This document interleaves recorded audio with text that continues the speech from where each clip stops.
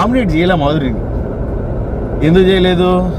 అమ్మా మాధురి అక్కడ నామినేట్ చేస్తే ఇంకేమన్నా ఉందా, ఎక్కి తొక్కుద్ది అందరినీ అని చెప్పి ఆ భయంతో మన హౌస్ మేట్స్ ఎవరు మాధురి గారిని నామినేట్ చేయలేదు. ఆమె చేసిన పెద్ద బ్లండర్ ఏంటంటే ఏదో గేమ్ ప్లే అని ఆలోచించి డైరెక్ట్ నామినేషన్ తీసేసుకుంది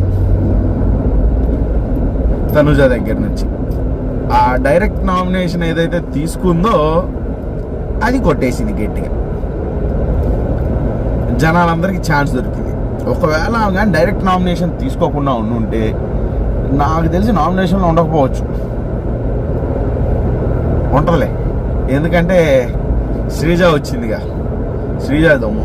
బేసిక్గా నాకు శ్రీజ దమ్ము అంటే కూడా పాజిటివ్ ఒపీనియన్ 1% కూడా లేదు. అలాంటిది